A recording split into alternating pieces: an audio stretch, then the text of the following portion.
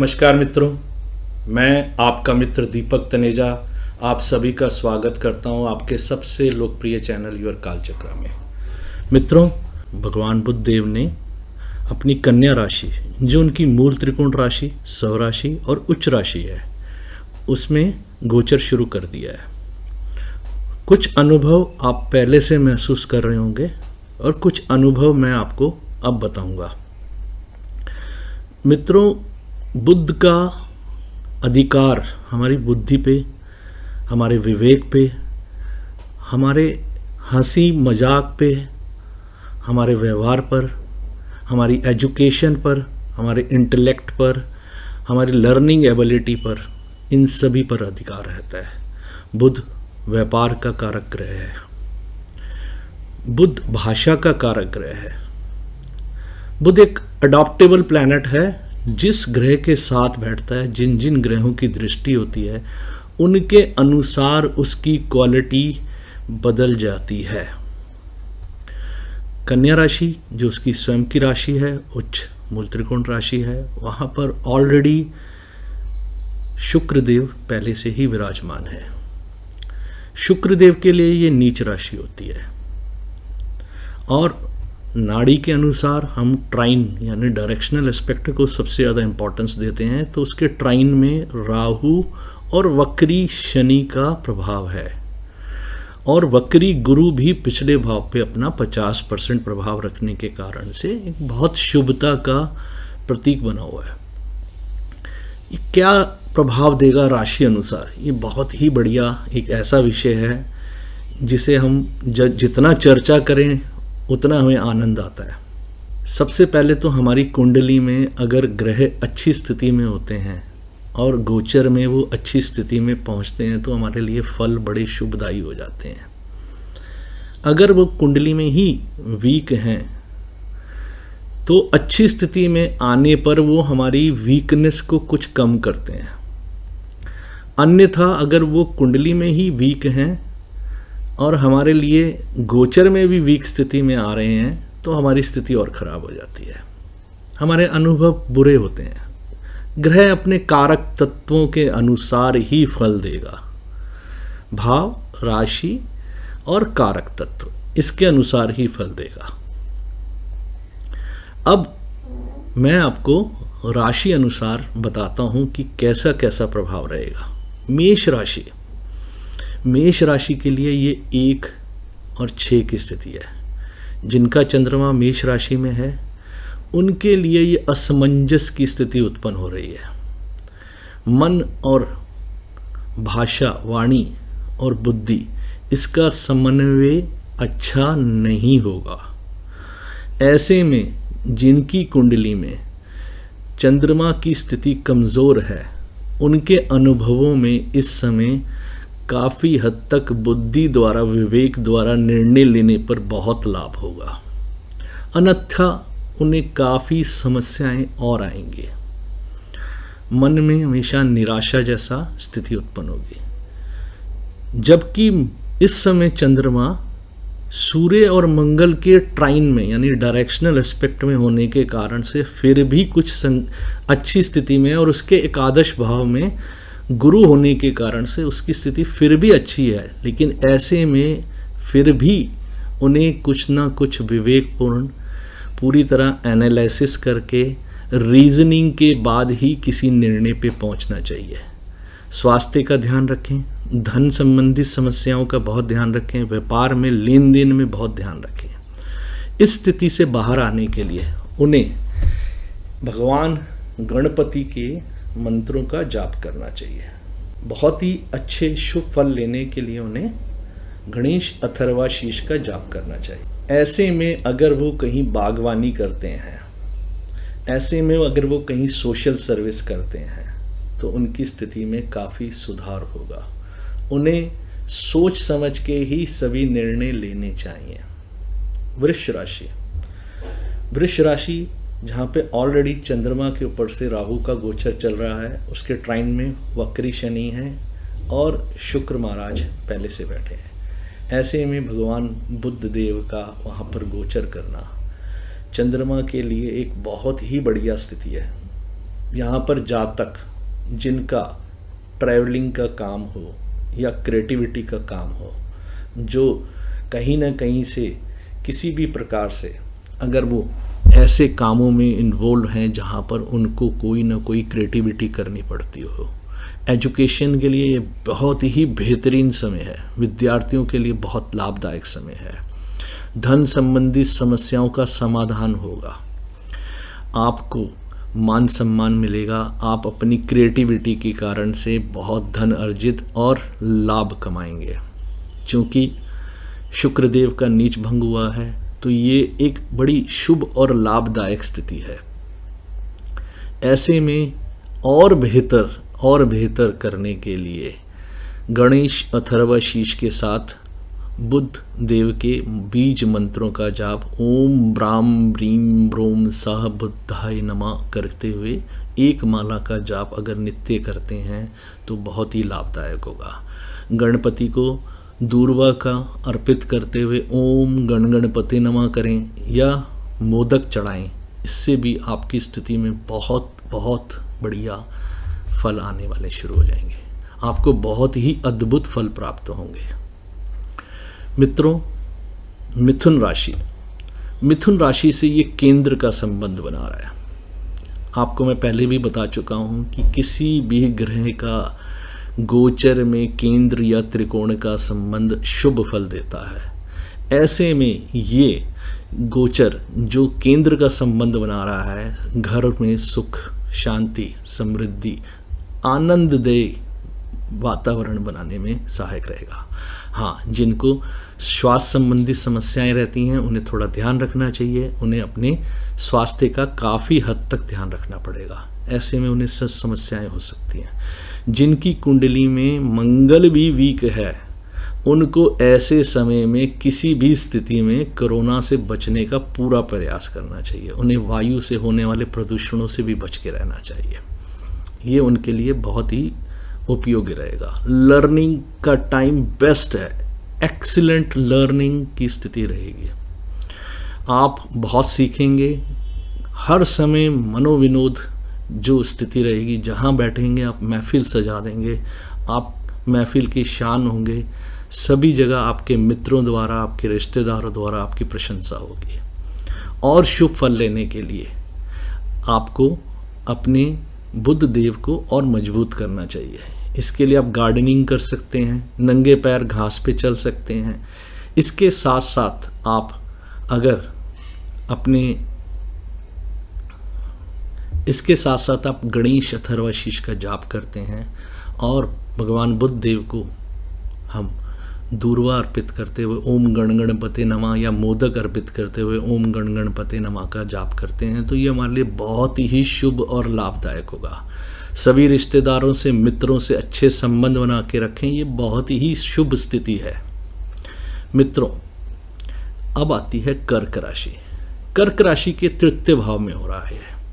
तृतीय भाव में बैठे हुए बुध और शुक्र और उनके ट्राइन में बैठे शनि, वक्री शनि और राहु का संबंध और वक्री गुरु का प्रभाव भी पिछले भाव में होने के कारण से बहुत अद्भुत क्रिएटिविटी और अपनी हॉबीज़ और अपने पड़ोसियों, कोवर्कर्स और कज़न्स, छोटे भाई बहनों के साथ बहुत अच्छे संबंधों की स्थिति उत्पन्न हो रही है।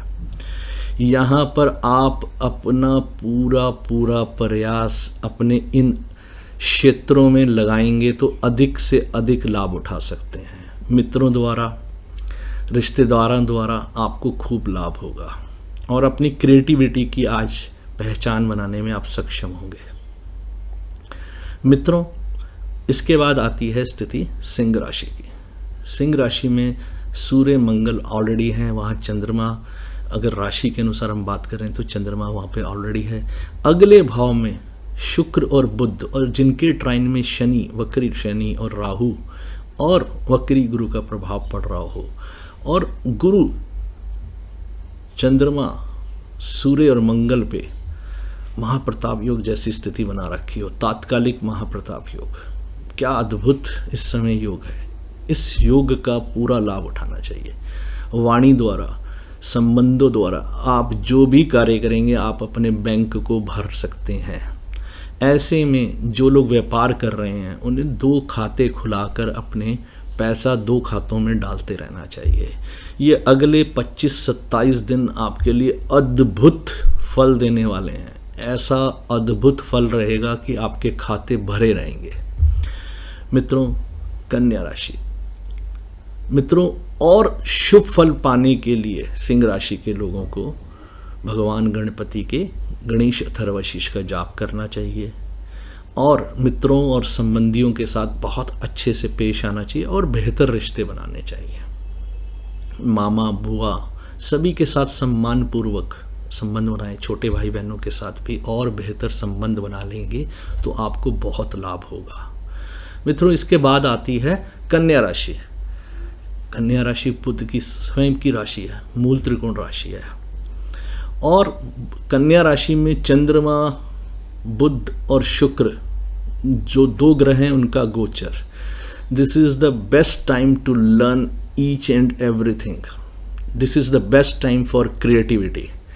आपकी ये स्थिति सबसे अद्भुत रहने वाली है। आप जहाँ जाएंगे वहाँ पर आप छा जाएंगे। आप अपनी वाणी द्वारा, अपने गुणों द्वारा, अपनी क्रिएटिविटी द्वारा, अपने हंसमुख व्यवहार के द्वारा आप जो चाहे कर सकते हैं। ऐसे में मित्रों से, भाई बंधुओं से, रिश्तेदारों से, पड़ोसियों से, सभी से अच्छे से पेश आएं। आपकी जय जयकार होने का समय है। आप व्यापार में अद्भुत लाभ ले सकते हैं और बेहतर प्राप्ति के लिए गणेश अथर्वशीष का जाप और भगवान बुद्ध देव के बीज मंत्रों का जाप करने से आपको बहुत लाभ होगा।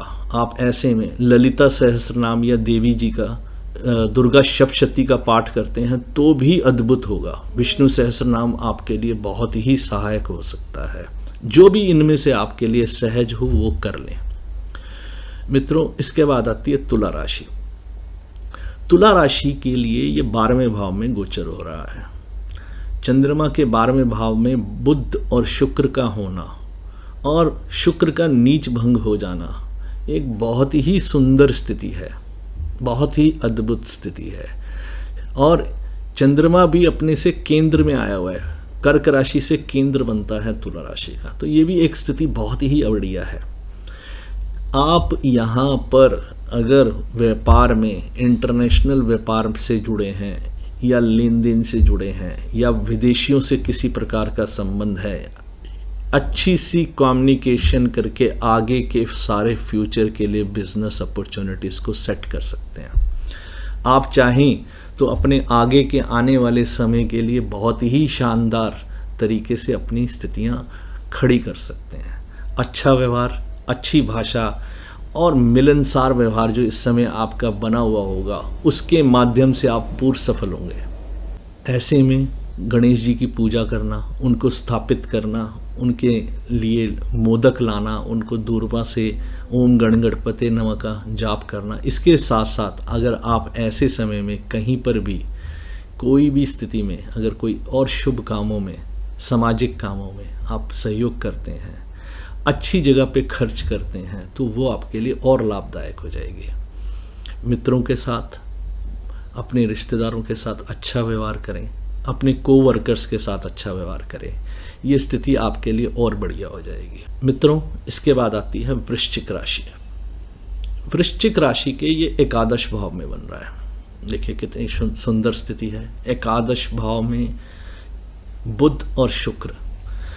आपको अपनी पत्नी और समाज की सभी स्त्रियों का सम्मान हृदय से करना है। Be loyal to your wife, पहली चीज आपको ध्यान रखनी है। धन का खर्च करते समय बहुत ही सावधानी से सही जगह पे खर्च करेंगे, आदर करेंगे तो शुक्र देव आपके लिए बहुत लाभदायक हो जाएंगे। बुध देव तो ऑलरेडी आपको देना ही चाहते हैं। आप इस समय में जो भी नेटवर्क बनाना चाहें, सीखना चाहें, लर्निंग आपके लिए सबसे बढ़िया रहेगी। आप जितना चाहें सीख सकते हैं। इस समय में जो सीखेंगे आपको पूरी तरह याद रहेगा, कभी उसके लिए आपको कोई चिंता करने की ज़रूरत नहीं है। ये अद्भुत अद्भुत स्थिति है। ऐसे में अगर आपको और शुभ फल लेने हैं तो गणेश अथर्वाशीष, विष्णु सहस्रनाम या बुध देव के बीज मंत्रों का जाप करें। साथ में अगर आप दुर्गा सप्तशती करते हैं तो वो भी आपके लिए बहुत ही शुभदायक हो जाएगी। मित्रों, ये आपके लिए समस्त ग्रहों की शुभता प्रदान करने वाले योग बन रहे हैं। धनु राशि, पुनः धनु राशि के केंद्र में ये संबंध बन रहा है। ये बहुत ही अद्भुत संबंध है। आप समझ सकते हैं, मैं पहले भी कई बार बता चुका हूँ, केंद्र त्रिकोण के संबंधों का जो होता है बहुत लाभ होता है। केंद्र हमारी कुंडली के लिए आपस में पिलर्स का काम करते हैं और प्लैनेट्स के, शुभ प्लैनेट्स के अंदर केंद्र का संबंध बनना शुभ प्लैनेट्स की स्थिति को बेहतर करने की बात होती है। तो ये बहुत ही अच्छी स्थिति है। ऐसी स्थिति में आपका पूरा फोकस अपने कर्म क्षेत्र में, अपने कार्य क्षेत्र में लगा रहना चाहिए। व्यापार में अत्यधिक शुभता होने वाली स्थिति उत्पन्न हो रही है। ऐसे में अगर आप कहीं पर भी सीखने के लिए किसी के पास जाते हैं तो ये बहुत ही बेहतरीन समय है सीखने का।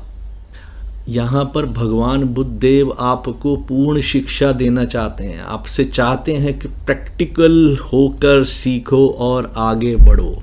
ये एक अद्भुत स्थिति है जिसका लाभ लेना ही चाहिए।